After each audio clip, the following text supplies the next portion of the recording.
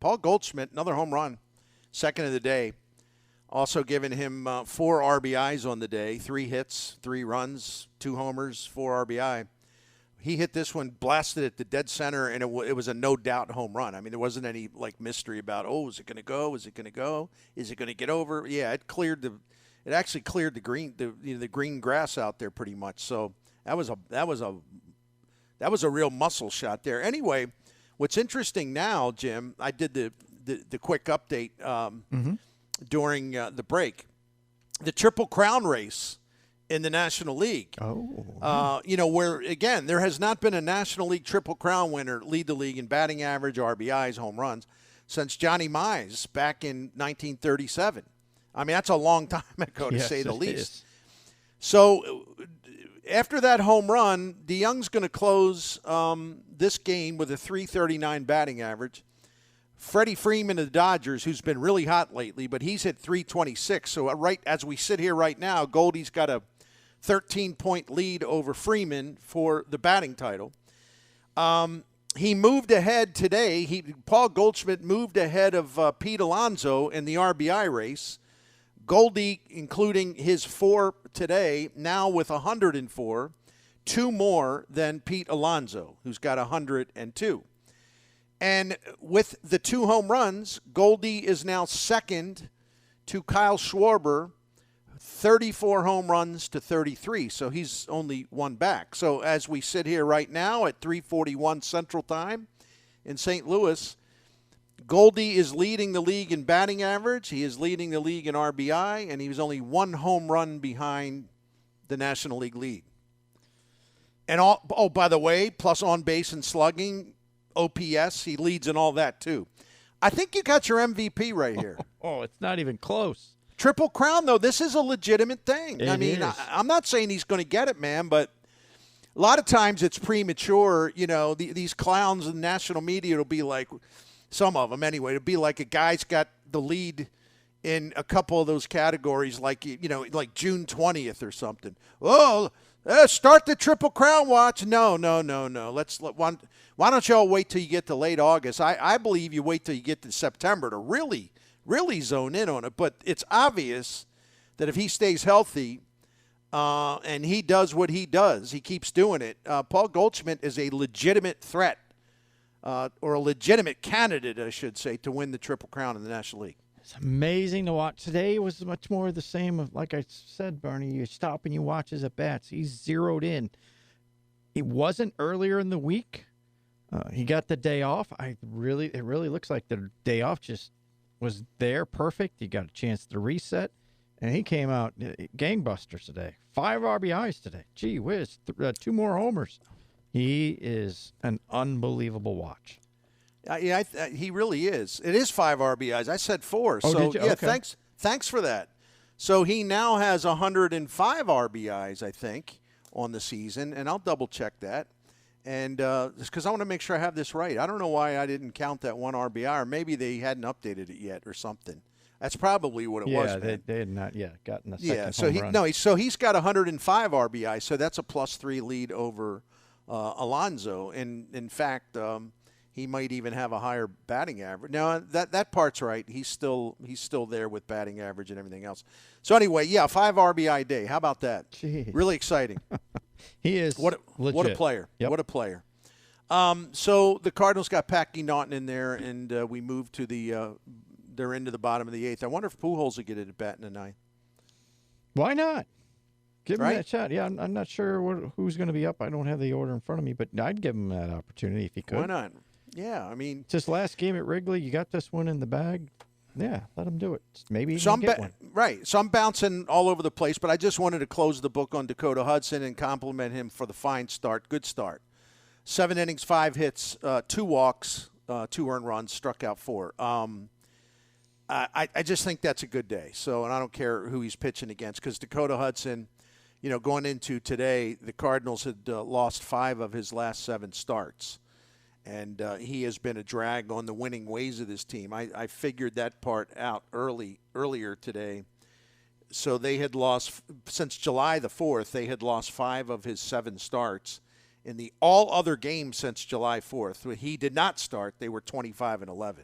So you could tell he really was a detriment to winning. But today he was very much a plus because that game got tight for a while and he pushed through it. So give him credit. The next thing I wanted to talk about, I'm just moving it along. Our guy Jim Bowden came out today with his top 50 prospects in baseball late season report over at The Athletic. Mm-hmm. So I saw that this morning, and I was saying, man, this is pretty cool because he's got Jordan Walker as the best prospect in baseball right now, number one on a list of 50, right? Wow. And he said, quote, an incredible athlete for his size. Walker has few holes at the plate, which is difficult to achieve for a young player with a large frame. He has electric bat speed with lofting power to all fields and profiles to develop into a 30 to 40 home run hitter per season. He also looks like a 300 hitter who could become a 400 on base percentage standout. He is so talented he could play third base, first base, right field, or left field, wherever the Cardinals have a need. Jim Bowden says, don't be surprised if Walker makes it to St. Louis this season. If not, he'll be there on opening day next year, and I predict he will be the National League Rookie of the Year in 2023. He is a superstar in the making. Now, Jim, I don't know, all due respect to Bowden, I don't know that Jordan Walker will get a cup of coffee up here this year. Yeah. I don't know that he'll even be in left field or right field on opening day for the Cardinals next year because the Cardinals figure to be motivated by, the service time considerations and all that. And it's one of the reasons why I think we're all convinced that they didn't bring up Nolan Gorman this year until when they did, whatever date that was. So they still play the service time games, so I don't know. But it's possible. I mean, Jim Bowden could have some inside intel, too. I mean, he talks to Mo. He talks to other Cardinals people. So he may be aware that they're thinking they're going to be aggressive with him. I also thought that maybe they'll give him some time at AAA. I mean, he turned 20 in May, and he's tearing up AA, and he's getting better and better and better at AA as the season has gone along. Now, he was never bad at AA, which was a big jump from where he was last year. But as things have rolled on, I mean, he has been really, really terrific. I mean, he's up to, 17 home runs on the year, and his slugging percentage is .533 or so. So I think it's possible, I guess possible that we could see him late this year, but I don't know about the service time for next year early on. Let me just update everybody on this too. Mm-hmm. His last 13 games at AA Springfield, he's hitting .404. He's got 3 doubles, 5 homers, 12 runs batted in, and only 52 at bats. Yeah, He also, he's a fast learner apparently, right? Yes. He started out, I hadn't realized this, he started out in terms of the power game, right? He started out, even though he's getting hits and drawing walks and all that stuff, he started out, hitting, I think he only had 4 home runs the first 2 months, and then he had another 3 in June. So at the end of June, the first 3 months in AA, he had 7 home runs, right? Mm-hmm. But in his last 28 games, he's got 10 home runs and a .673 slugging percentage. Everybody said about him, his ability to make adjustments and make them quickly when he has moved up to a higher level. He does it, and you don't have to worry about it. It's done before you know it, and he's doing that again this year, He's crushing right-handed pitching. He's got good numbers against more experienced AA pitchers. And, I could just go on and on and on and on. I mean, he has really been on a roll. He's an outstanding prospect, and according to Jim Bowden, the number 1 prospect in all of baseball right now. So I am glad he's a Cardinal. I am glad that A.J. Preller is not the general manager or the president of baseball ops of the St. Louis Cardinals. I know many of you do because you just want the toys. You gotta give me those toys. Trade them all. I need the toy. So I'm not like that, man. I like the fact that the Cardinals are pragmatic and they kind of hoard their very best prospects. I think they go far with hoarding prospects that don't need to be hoarded necessarily. I don't want to see them I did not want to see them trade Jordan Walker. I think it would have been absolutely stupid to do that. Accolades for him just get crazier and crazier because I'm like, I can't remember the last time we said that about a Cardinal prospect. Number 1 overall, that's unbelievable. Yeah, it wasn't Colby Rasmus, I can tell you that. Right? He might have been a top 10 guy right before they used him, but he wasn't what he was supposed to be. I think this kid is dedicated and really, really smart and obviously very gifted from a talent standpoint. I saw a couple of the highlights from him, I think, within the last week. I think the home run he hit the last couple nights they showed were opposite field home runs. So, I mean, it's like there's just unbelievable amounts of power. He just started playing the outfield at the trade deadline, and I saw a play where he grabbed one off the wall at the warning track and had the ball waiting for a guy at second base, and he was tagged out. I mean, he's obviously got a very good arm. He's just learning, apparently, the outfield position. You keep seeing that, and then you give us the numbers there, Bernie. You just kind of go, well, what else does he need to prove there? Let's move him. He's 20. Right? And that's he's just 20. It. You go, he's 20 years old, but I go, I don't know what else he's going to learn at Double-A. He's 6'5". It's crazy. I mean, it's unreal. And yet for a guy that if you look at, you can find photos of him, recent photos of him online, Google his name and click photos. This is a huge presence physically, right? Yes. Huge presence physically. It's like almost like a young Frank Thomas or something, right? Along those lines. Yeah. Imposing, yes. Very imposing. So I want to read a quote from Jordan Walker himself when he was talking about his process, how he goes about his business. And, let's just say, again, he turned 20 in May. And he's at Double-A where, the pitching, there's a big jump to Double-A pitching from where he was. Let's just say grip and rip is not his style. Here's what he said when he was asked this last week by MLB.com. He said, I focus on trying not to get too big. My teammates bust on me all the time for not hitting more home runs, but honestly, I'm fine with that. If I start focusing on hitting home runs, I'll get into trouble. Hitting the ball hard consistently and driving in runs is what my goal is each game. How's that for a presence of mind of knowing what's important, right? Yeah, that is so true. Other than I'm going to swing as hard as I can and I'm going for the fences every time. Tyler O'Neill. This kid has cultivated a very mature hitting approach at age 20. He said, the prep work is where it really starts for me. We use an iPitch machine with foam balls, and I love it. It really helps me feel comfortable when I get in the box during a game. So he's using an iPitch machine with foam balls. And right now, every Jeff Albert hater is now turning their attention. See, he's ruining this kid. Got all these fancy gimmicks, this fancy pants stuff. What do you mean he's using that? What the hell's an iPitch machine? What do you mean foam baseballs? There ain't no foam baseballs when he's in a major league game. See what Jeff Albert's doing to this kid? He's actually doing the exact opposite, Bubba. That's these young kids the Cardinals have 100% buy-in to what Jeff Albert instructs them in terms of some of the methods to improve. Here's how you prepare. Here's some stuff that can help you. They love Jeff Albert, and they love having that system in place that they can fall back on to get better. It's going to be a fun watch. Here's something else with him that I think is, one, I wouldn't mind seeing him go to AAA for at least a little bit to get to move up. I would too. But the team that's coming here this weekend, the Atlanta Braves, are an interesting watch because they got 2 kids on their roster that are contributing now that they brought up right from Double-A.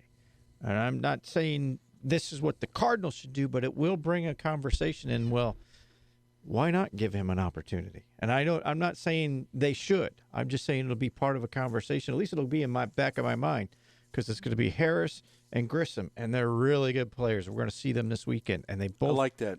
They both came right from Double-A. So you never want to ruin a kid, and I get all that. But there are times, Bernie, you go, if he's that gifted, it's okay to get him up here if he's that good. But I don't know enough about him. I just know I see highlights.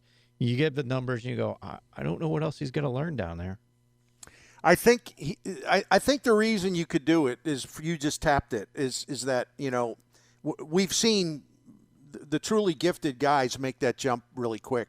Soto did as well. Mm-hmm. Ronald Acuna Jr. did, and we can name a bunch of other guys. There's been quite a few that have made that big leap at a very, very young age. And, Walker is clearly a very smart hitter who has a terrific understanding of the strike zone and what's important for him to do as a hitter. He has a refined approach. He's got, as they say, those bat-to-ball skills off the charts. He will take walks. He's not going to get himself out as much as you would think for somebody so young.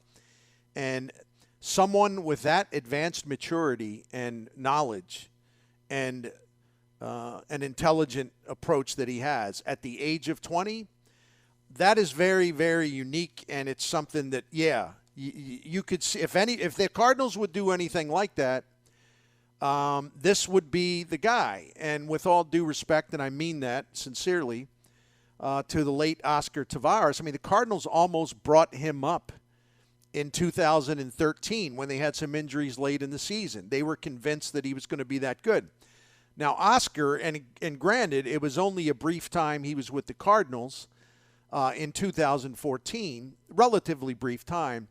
He had a hard time again hitting fastballs. And, I got to look this up instead of talking off the top of my head, but, the plate discipline wasn't great. Mm-hmm. Now, I think he would have developed that, don't get me wrong, but the maturity level with Oscar, seriously, almost as soon as he came up, I know a lot of the veterans were like, man, he's young, as in immature, right? Right. And so he probably wasn't ready to handle it.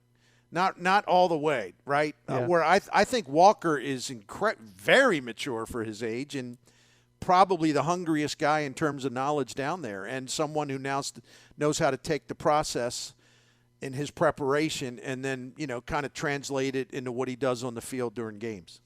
It's going to be an interesting watch when spring hits next year, Bernie, because if he has a good spring, a really good spring, the temptation will be there. There'll be a lot of buzz. Why not? Why not? Why not? What else do you want him to prove? It may end up being his opportunity comes because of somebody pulls a hamstring and can't start the season. Right. Not to compare it to Pujols and Bonilla, but there is that time where a guy just gets injured late. And you go, all right, well, we need a spot here, and there it is. Go grab it. It might end up being that's his ticket to the big leagues. Yeah, no doubt about it. Before we take a break, I was going to just remind everyone what Corey Dickerson has done. Coming into today, he was 8 for 9 in his last 2 games at Wrigley Field. He was 8 for 9, and then so today he did make a couple of outs. Unbelievable! What a bum! No, just kidding. 3 for 5. So that's 13 for what? 13 for 4. No, hold on. Why am I being an idiot? Well, maybe because I am. So he was that's 13 hits, and that's 9 plus 5, 13 for 14, or that doesn't add up right. I don't know. 15. 13 for 15. Yeah. Okay, that adds it up. So that's not a bad 3 days. Oh, that's an incredible 3 days for a guy who was all but given up on as he may not be able to play here at some point this year, early in the year, where it was like I don't know why he's here on the roster. And it's amazing how much he's turned his game around. Health means a lot. Sometimes we forget that. If a guy gets healthy, he can be what you think he can. But when guys get banged up, sometimes you don't realize how banged up they are and how much that can hinder somebody with their ability to get their job done. Absolutely. He's 11 for 14, Dickerson, by the way. I finally figured Is that what that? out. Okay. My bad. It's because I had it screwed up. Okay.